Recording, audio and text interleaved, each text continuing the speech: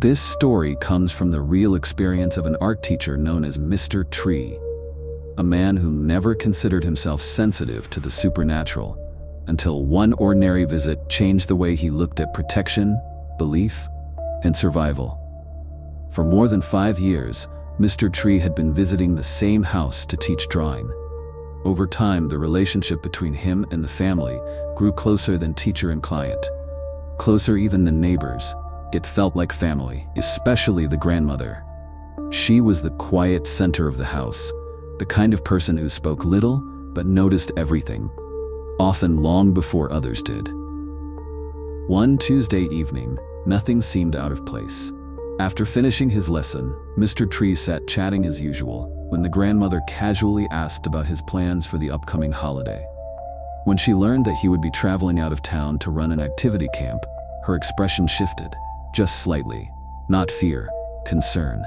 Without explanation, she reached into her pocket and placed a small metal object into his hand. It was heavier than expected, cool to the touch, and strangely balanced. Its shape was unusual. 2 short metal bars crossing into a symmetrical 4-pronged form, etched with ancient patterns that felt deliberate, not decorative. She called it Kim Kang, known in Mahayana Buddhism as a 4-pronged vajra, a sacred object said to subdue destructive forces. She looked at him directly and spoke with quiet certainty, telling him to hang it in his car for protection during the journey. Mr. Tree accepted it respectfully, even though he didn't fully understand what it was meant to do. That night, he hung it from his rearview mirror. He didn't know then that it was being asked to take his place. Late Friday night, after a long planning meeting for the camp that stretched well past midnight, Mr. Tree offered to drive a young female team member home. The road they took was a narrow secondary road, no streetlights, no houses, only trees pressing in from both sides, their branches arching over the asphalt like grasping arms. The dashboard clock read nearly 1 in the morning. That was when the headlights caught something ahead. A large white bundle lay directly in the center of the road, wrapped loosely, its shape unmistakable. Human. Instinct took over, and Mr. Tree began turning the steering wheel to swerve left. But before the movement was complete, a voice entered his mind, clear, firm, controlled. Don't. He slammed the brakes. At that exact moment, a massive trailer truck thundered past in the left lane, speeding toward them in the darkness. If he had turned the wheel even a second earlier, there would have been no escape.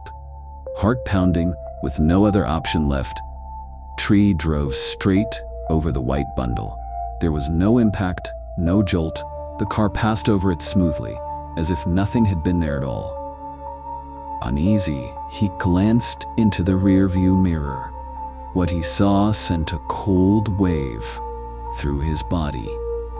A corner of white cloth appeared at the bottom edge of the rear window, slowly creeping upward over the trunk, moving as if it had intention, almost as if it were alive. Mr. Tree closed his eyes and focused his thoughts on the Kim Kang hanging above him, silently asking it to protect them. Moments later, the cloth slipped away and vanished. When they reached the entrance of the team member's village, she realized she had forgotten important documents and asked him to wait while she went back to retrieve them. Mr. Tree pulled over beneath a massive old tree. The area was almost completely dark, lit only by a single orange bulb hanging from a branch above the car, casting weak shadows across the roof. The silence was so deep, he could hear his own breathing. Not violently, but deliberately. A slow scraping sound followed, like long nails dragging across metal. Mr. Tree turned off every light and sat perfectly still. He slowly turned his head toward the driver's side window. A face was pressed against the glass. An old woman, her skin pale and wrinkled like a corpse, her eyes wide and burning with rage and resentment. Only the thin layer of glass separated them. Mr. Tree brought his hands together and silently prayed.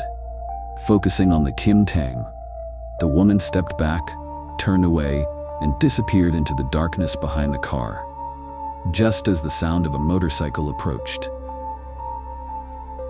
The next day, the truth emerged. When Mr. Tree returned to the area, nearby construction workers asked if he had been the one parked there the night before. They explained that his car had been blocking the entrance to an old roadside shrine hidden behind the tree. The spirit there, they said, was extremely powerful and often visible. That night, the entity had gone into a frenzy. Trees shaking, screams echoing, no one able to sleep. What none of them could understand: Tree had escaped unharmed. When he returned and told the grandmother everything, she listened quietly, then asked him to check the Kim Tang. When he removed it from the car, his breath caught. One of the 4 prongs had snapped clean off. The metal was solid, untouched by any visible force. The grandmother smiled gently, her voice calm but certain. "It took it for you," she said. The Kim Tang didn't just protect him, it sacrificed itself, absorbing something that was meant to end his life.